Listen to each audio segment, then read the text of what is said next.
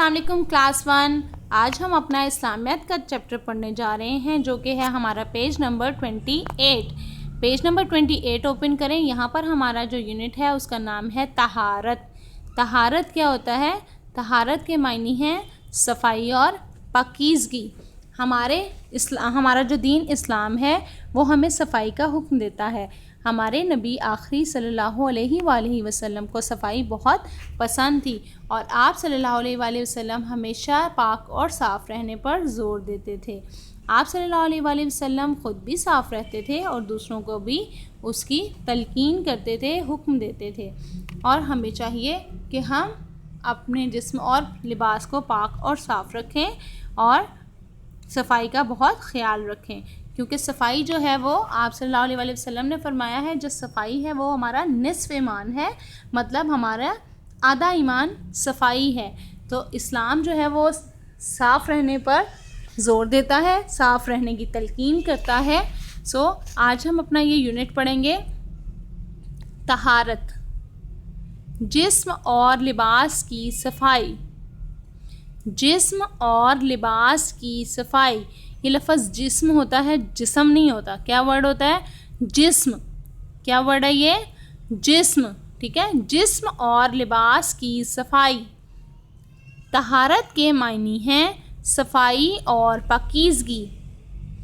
طہارت کے معنی ہیں صفائی اور پاکیزگی۔ اللہ تعالیٰ اور اس کے پیارے رسول حضرت محمد صلی اللہ علیہ وآلہ وسلم کو صفائی بہت پسند تھی، اس لیے اللہ تعالیٰ کا حکم ہے کہ صفائی اور پاکیزگی حاصل کرنے کے لیے ہر نماز سے پہلے وضو کریں۔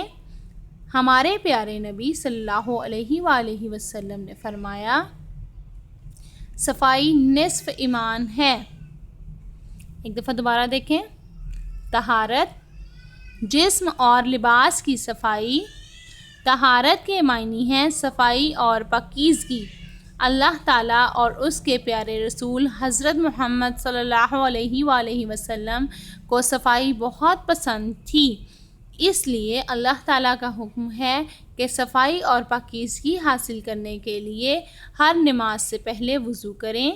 ہمارے پیارے نبی حضرت محمد صلی اللہ علیہ وآلہ وسلم نے فرمایا، صفائی نصف ایمان ہے۔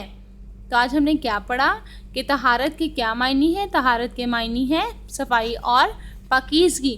اللہ تعالیٰ اور اللہ تعالیٰ کے نبی آخری صلی اللہ علیہ وآلہ وسلم کو صفائی بہت پسند تھی، اور آپ صلی اللہ علیہ وآلہ وسلم نے اور اللہ تعالیٰ نے فرمایا کہ ہر نماز سے پہلے وضو کریں تاکہ انسان جو ہے وہ پاک اور صاف رہے، اور حضرت محمد صلی اللہ علیہ وآلہ وسلم کا فرمان ہے کہ صفائی نصف ایمان ہے، مطلب صفائی جو ہے وہ ہمارا آدھا ایمان ہے، تو ہمیں پاک اور صاف رہنا چاہیے، ٹھیک ہے؟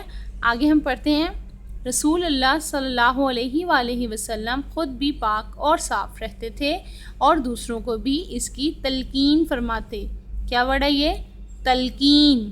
کیا ورڈ ہے یہ؟ تلقین۔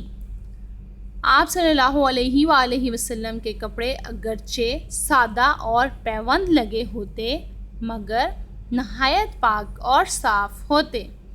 آپ صلی اللہ علیہ وآلہ وسلم ہر نماز سے پہلے مسواک سے دانت صاف کرتے تھے۔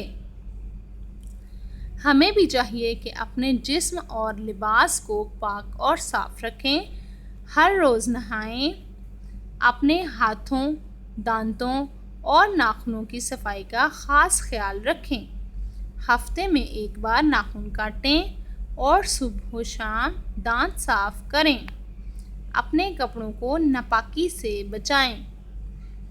دوبارہ پڑھ لیں، رسول صلی اللہ علیہ وآلہ وسلم خود بھی پاک اور صاف رہتے تھے اور دوسروں کو بھی اس کی تلقین فرماتے۔ آپ صلی اللہ علیہ وآلہ وسلم کے کپڑے اگرچہ سادہ اور پیوند لگے ہوتے مگر نہایت پاک اور صاف ہوتے۔ آپ صلی اللہ علیہ وآلہ وسلم ہر نماز سے پہلے مسواک سے دانت صاف کرتے تھے، ٹھیک ہے؟ اب اس پیراگراف میں ہم کیا پڑھ رہے ہیں کہ ہمارے جو آخری نبی صلی اللہ علیہ وآلہ وسلم تھے وہ خود بھی صاف اور پاک رہتے تھے اور دوسروں کو بھی اس کی نصیحت کرتے تھے، تلقین فرماتے تھے۔ آپ کے کپڑے پاک اور صاف رہنے کا مطلب یہ نہیں ہے کہ آپ نے ہمیشہ نئے ہی کپڑے پہننے ہیں۔ پاک اور صاف رہنے کا مطلب یہ ہے کہ آپ کے کپڑے بے شک پیوند لگے ہوتے، پیوند مطلب جوڑ لگے ہوئے ہوتے تھے، جیسے کوئی چیز پھٹ جاتی ہے تو اس کے اوپر سے دوبارہ کپڑا رکھ کے اس کو سٹچ کر دیا جاتا تھا، ٹھیک ہے۔ تو اسی طرح اگر آپ کے جو کپڑے ہیں وہ بے شک پیوند لگے ہیں مگر وہ ان کا پاک اور صاف ہونا بہت ضروری ہے۔ تو آپ صلی اللہ علیہ وآلہ وسلم کے کپڑے جو تھے وہ بے شک سادہ ہوتے تھے اور پیوند لگے ہوئے ہوتے تھے، لیکن وہ نہایت پاک اور صاف ہوتے تھے۔ آپ صلی اللہ علیہ وآلہ وسلم ہر نماز سے پہلے مسواک سے دانت صاف کرتے تھے۔ دیکھیں، جب ہم مسواک سے دانت صاف کریں گے تو ہمارے دانت صاف رہیں گے، دانت صاف ہوں گے تو منہ میں جرمز نہیں ہوں گے۔ تو آپ صلی اللہ علیہ وآلہ وسلم بھی جو تھے وہ ہر نماز سے پہلے مسواک سے دانت صاف کرتے تھے۔ دانت صاف کرنے کا مطلب یہ ہے کہ ہم اپنے جسم کی صفائی کو اہمیت دیں، ٹھیک ہے۔ اس کے بعد انہوں نے کہا ہے کہ ہمیں کیا چاہیے کہ اپنے جسم اور لباس کو پاک صاف رکھنے کے لیے کیا کرنا چاہیے۔ ہمیں ہر روز نہانا چاہیے، اپنے ہاتھوں، دانتوں اور ناخنوں کی صفائی کا بہت خیال رکھنا چاہیے۔ ہاتھوں کو دھونا چاہیے۔ دانتوں کے لیے ہم کیا کرتے ہیں، ہمیں ہر نماز سے پہلے مسواک سے دانت صاف کرنے چاہیے، اور ناخنوں کے لیے کیا کرنا چاہیے، ہفتے میں ایک بار ناخنوں کو کاٹنا چاہیے۔ صبح و شام دانت صاف کریں اور اپنے کپڑوں کو ناپاکی سے بچائیں۔ ناپاکی سے مطلب غلاظت سے، کوئی بھی ناپاک چیز سے، جیسے ہم راستے میں جا رہے ہوتے ہیں تو گندا پانی کھڑا ہوا ہوتا ہے، تو وہاں سے جب ہم اگر اس کے پاس سے گزریں گے، کوئی گاڑی چھینٹے ڈال دے گی یا آپ کا پاؤں لگ گیا تو وہ گندے چھینٹے جب آپ کے کپڑوں پہ ڈلیں گے تو آپ کے کپڑے بھی گندے ہو جائیں گے، ناپاک ہو جائیں گے۔ تو ان سب چیزوں سے بچ کر رہنے کو ہم کیا کہیں گے، ناپاکی سے بچانا، ٹھیک ہے۔ اب اس کے بعد ہم نیکسٹ پیج پہ جائیں گے جو کہ ہے ہمارا پیج نمبر 29، پاک اور صاف رہنے کے فائدے۔ اب ہم دیکھیں گے کہ پاک اور صاف رہنے کے فائدے کیا ہیں، ٹھیک ہے۔ پاک اور صاف رہنے سے انسان ذہنی، جسمانی اور روحانی طور پر صحت مند رہتا ہے، وہ بیماریوں سے بچا رہتا ہے اور اس کی سوچ اور خیالات پاکیزہ ہوتے ہیں۔ پاک اور صاف رہنے سے انسان ذہنی، جسمانی اور روحانی طور پر صحت مند رہتا ہے، وہ بیماریوں سے بچا رہتا ہے اور اس کی سوچ اور خیالات پاکیزہ ہوتے ہیں۔ پاک اور صاف رہنے سے انسان ذہنی، جسمانی اور روحانی طور پر صحت مند رہتا ہے، وہ بیماریوں سے بچا رہتا ہے، اس کی سوچ اور خیالات پاکیزہ ہوتے ہیں۔ اب ہمارے پاس جو پیراگراف ہے اس میں کیا ہے، پاک اور صاف رہنے کے کیا فائدے ہیں۔ پاک اور صاف رہنے سے انسان ذہنی، جسمانی اور روحانی طور پر صحت مند رہتا ہے۔